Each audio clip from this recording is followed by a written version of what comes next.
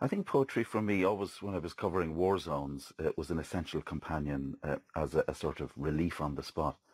And then when I came back from the wars and I began to suffer from post-traumatic stress disorder and some serious depression, poetry was essential. I remember sitting in a hospital room, feeling incredible isolation and loneliness, as if I was the only person on the world, and reading poetry. And it helped me to come back and to realize in isolation, in loneliness, that morning always comes, that the loneliness ends and the light comes back.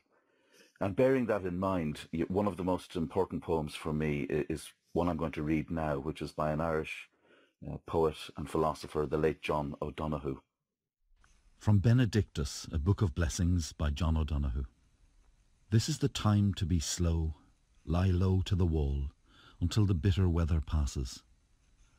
Try as best you can not to let the wire brush of doubt scrape from your heart all sense of yourself and your hesitant light.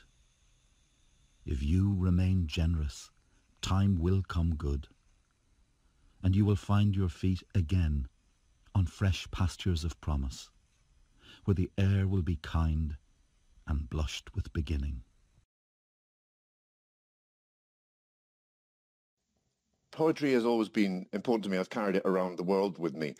I think the written word has always been my favourite art form. It's the most intimate form of artistic expression to me. It's the way we convey knowledge and sentiment between ourselves and leave it for generations to come. We're not the only species that's susceptible to love, but we are the only ones that write it down for others to read. But there was a time in my life when poetry meant more than I can properly express, I think. I have to break a cardinal rule of my reporting life to talk about this, which is never make yourself the story. But this is a time, I think, when we need to be sharing experiences of darknesses lived through and overcome. So here goes. 20-odd years ago, my wife Sheena was involved in a road traffic incident that left her quite badly injured, and she spent 9 weeks in hospital, 2 of them in intensive care. So that was a time, obviously, when I wanted to stand on my doorstep every night and applaud the NHS. And I used to read poetry to her at her bedside. It was a way for us to connect with each other when other forms of communication weren't really possible. So the poem I've chosen is one that I read then.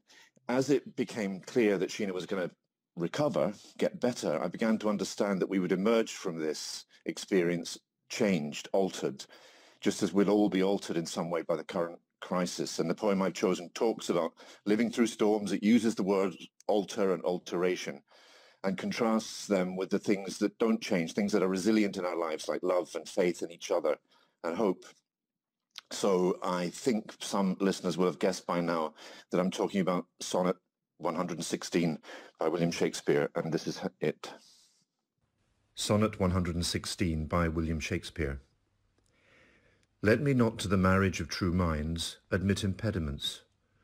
Love is not love which alters when it alteration finds, or bends with the remover to remove. Oh no, it is an ever fixed mark, that looks on tempests and is never shaken. It is the star to every wandering bark, whose worth's unknown, although his height be taken.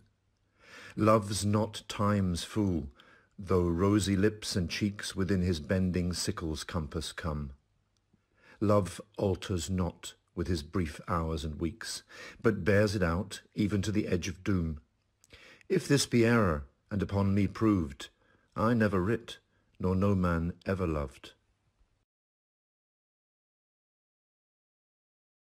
The poem that I've chosen is by Khalil Gibran, and it's from his best-known work, The Prophet, which was published in 1923.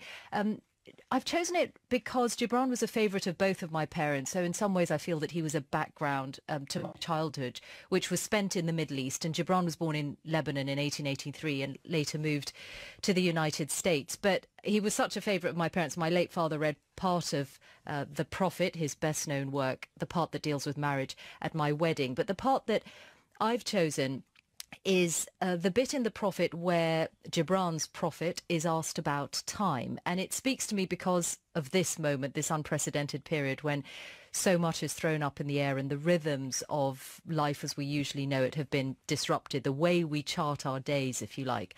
So for that reason, here is Khalil Gibran's On Time. And an astronomer said, Master, what of time? And he answered, You would measure time, the measureless and the immeasurable. You would adjust your conduct and even direct the course of your spirit according to hours and seasons. Of time you would make a stream upon whose bank you would sit and watch its flowing. Yet the timeless in you is aware of life's timelessness and knows that yesterday is but today's memory and tomorrow is today's dream. And that which sings and contemplates in you is still dwelling within the bounds of that first moment which scattered the stars into space. Who among you does not feel that his power to love is boundless, and yet who does not feel that very love, though boundless, encompassed within the centre of his being, and moving not from love thought to love thought, nor from love deeds to other love deeds? And is not time even as love is, undivided and spaceless? But if in your thought you must measure time into seasons, let each season encircle all the other seasons, and let today embrace the past with remembrance and the future with longing. The reason I wanted to read this poem is because it is about the NHS. And I watch my neighbour go to work every day at a London hospital where she works alongside intensive care units helping to diagnose coronavirus patients, and then comes home at night to her husband and children. One of my oldest friends is a plastic surgeon who has just been retrained to use ventilators. Next week she will start ventilating the most seriously ill. Another friend is a nurse whose ward is running out of masks and protective kit 2 or 3 times a day, and she says she's having to make heartbreaking decisions about critically ill patients because she's not allowed to go near them unless protected. Those are just my friends, all so modest about what they do.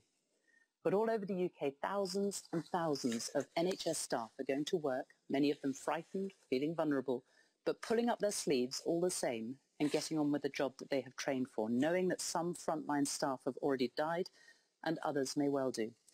I'm still coming to work in central London most days to read the news. Lots of people tell me to stay safe and be careful. But the risks to most of us are small compared to those faced by those on the front line.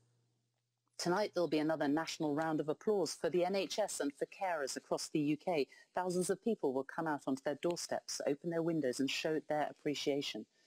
It's at times like this that I realise just how much we all depend on the NHS, and I find comfort in knowing that if someone I care for becomes seriously ill, the NHS will be there.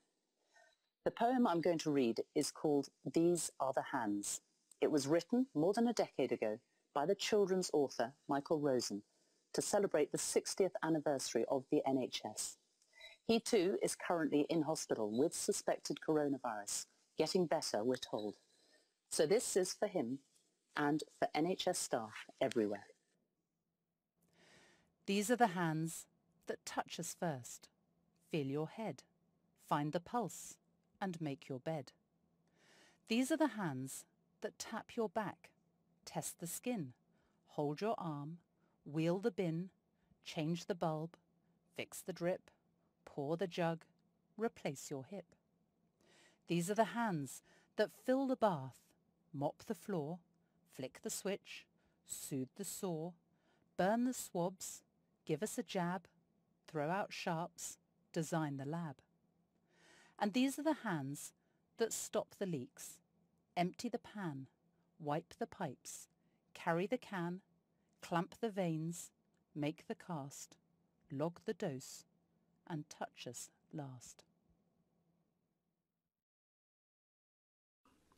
I'm going to be as cheerful as possible because this is a very hard time and it's miserable for so many and people are dying. But, you know, we're going to get through it. There have been some comparisons made with this fight against the virus and a war, and I think that's valid without the bullets.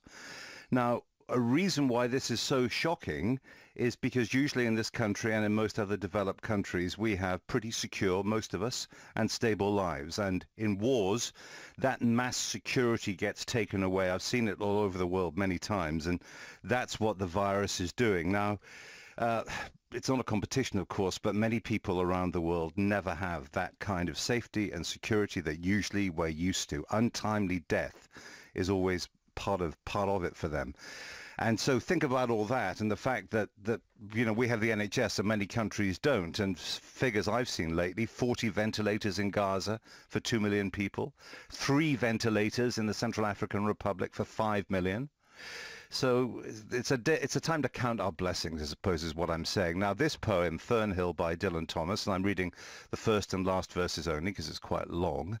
We had this on a Welsh Arts Council poster in my house when I was a kid. I talked about it with my father, so it reminds me of him. But it's about Dylan Thomas remembering when he was a boy, climbing an apple tree on a family farm, being master of all he surveyed and in control. Now, as an adult, he realizes life's not that simple, and his life was difficult, and that one day we'll all die, but armed with that knowledge, the way I read it anyway, it can still be okay. And here it is. Now as I was young and easy under the apple boughs, about the lilting house, and happy as the grass was green, the night above the dingle starry, time let me hail and climb golden in the heydays of his eyes, and honoured among wagons I was prince of the apple towns, and once below a time I lordly had the trees and leaves trail with daisies and barley down the rivers of the windfall light.